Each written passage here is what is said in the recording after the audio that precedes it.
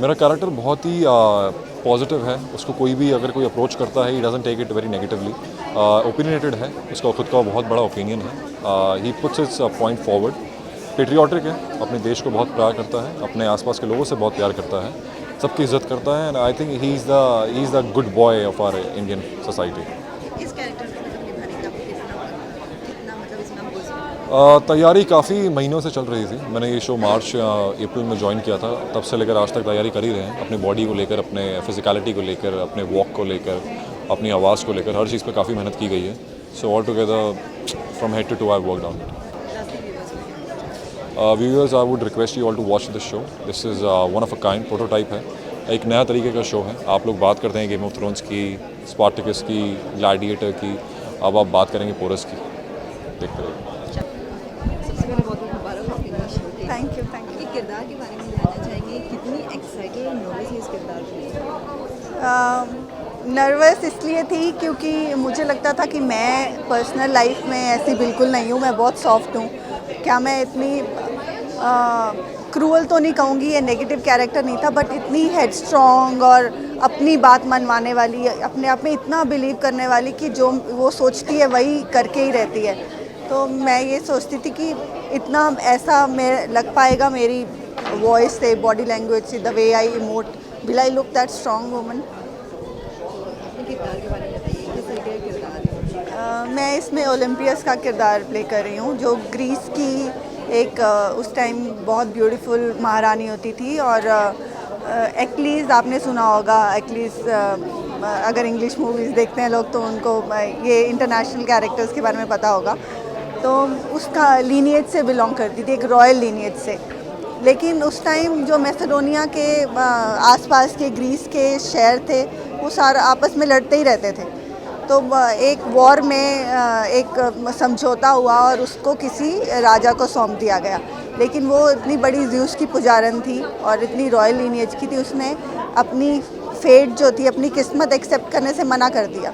उसने गॉड को बोला कि मुझे, अगर तुमने इससे शादी कर दी है, एटलीस्ट मुझे इसका बच्चा नहीं चाहिए, मुझे आपका औलाद चाहिए, आपकी गॉड को बोलती है। तो that's how Alexander is son of God, जो फिर उसके लिए दुनिया जीत के लाता है।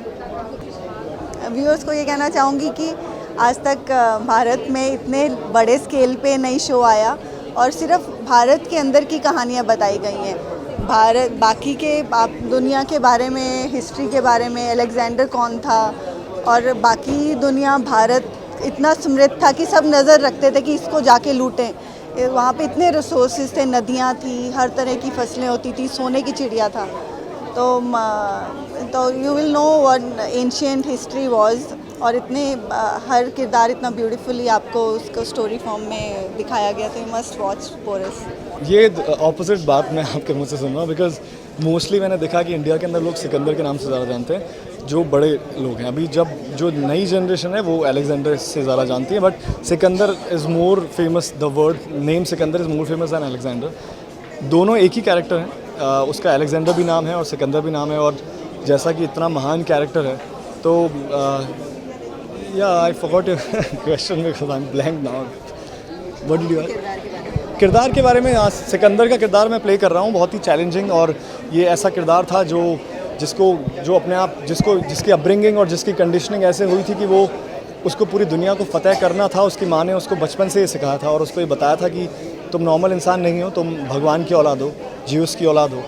और जब किसी बच्चे की कंडीशनिंग इस तरह से की जाती है कि आप नॉर्मल हो ही नहीं, आप भगवान की औलाद हो, ये सब चीज़ें की जाती हैं, तो आपका जज्बा, जो आपका पूरा मोटिवेशन है और आपके जितने भी ड्रीम्स हैं, वो चेंज हो जाते हैं। You feel that you are special and you are here to do something different what others are doing.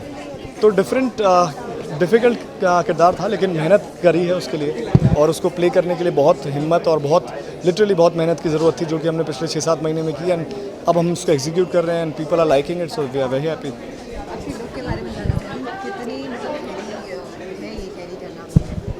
उतना हैवी नहीं है, बिकॉज मैं हिस्टोरिकल्स मत लड़ो, मैं बहुत हिस्टोरिकल्स कर चुका हूँ पहले, तो मेरे लिए ये गेटअप को लेना इतना मुश्किल नहीं था। और ये तो बहुत आसान कॉस्ट्यूम है, इतना वो नहीं है।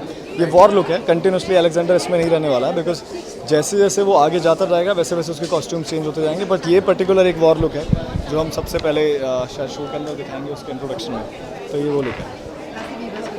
व्यूअर्स को यही मैं कहना चाहूँगा कि गाइस 27 नवंबर को 8:30 PM से आप पोरस देखिए। ऐसा शो मैं आपको गारंटी देता हूँ कि आपने टेलीविज़न पे नहीं देखा होगा, इंडियन टेलीविज़न पे। एंड जिस तरह का एंटरटेनमेंट, जिस तरह का विजुअल एक्सपीरियंस आप लोगों को मिलेगा, वो आप आई एम श्योर बहुत पसंद आएगा। एंड मेरे जितने भी फैंस हैं जो इंतज़ार कर रहे थे कि मैं कब नया शो के साथ में आऊँगा, अब आप लोग जब देखेंगे तो आपको पता चलेगा कि मैं क्यों इतने टाइम से काम नहीं कर रहा था और कोई शो नहीं ले रहा था, because I was waiting for opportunity like this. And अब जब वो आ गई है तो आई एम श्योर आपके सारे गिले शिकवे ख़त्म हो जाएंगे एंड फिर से हम लोग अभी आने वाले हैं, तो लॉन्ग जर्नी अभी स्टार्ट होने वाली है। किरदार के बारे में बताइए, काफ़ी टाइम बाद आ रही है महारानी लुक में, मैं अनसुईया का किरदार प्ले कर रही हूँ पोरस में, जो पोरस की माँ है। और वो एक बहुत ही ब्रेव महारानी है पौरव राष्ट्र की। एंड वो अपने उसकी जितनी भी ट्रेड्स हैं वो आपको पोरस में देखने को मिलेंगे। बहुत सैक्रिफाइसिंग लेडी है and she is an example of women empowerment. बहुत ब्रेव वॉरियर भी है, और जहाँ फीलिंग्स और इमोशंस की बात आती है, अपने इमोशंस को मद्देनज़र रखते हुए बहुत सारे सैक्रिफाइसेस भी करती है। बाकी आपको देखना पड़ेगा शो। व्यूअर्स के मैं यही कहना चाहूँगी कि हम लोग आपके लिए बहुत ही अलग एक शो लेकर आ रहे हैं, जो कि बड़ा छोटा मुझे बिल्कुल नहीं पता, बट बहुत मेहनत लगी हम सब की।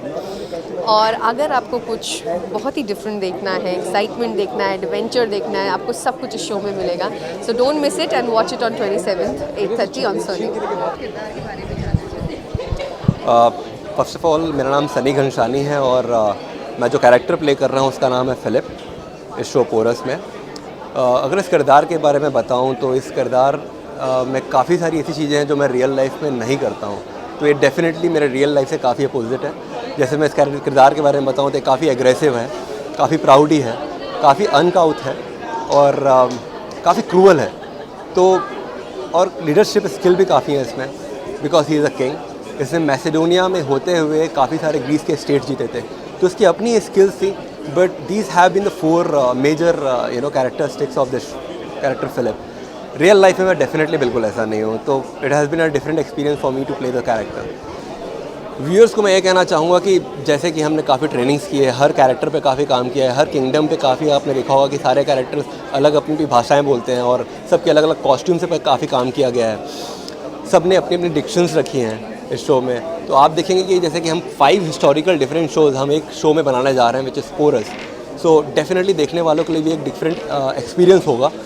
सो I would say definitely please do watch Porus, because सब आपके लिए ये एक डिफरेंट एक्सपीरियंस होगा। Thank you. लहरे को 30 इयर्स हो गए हैं। बेस्ट विशेस टू लहरे।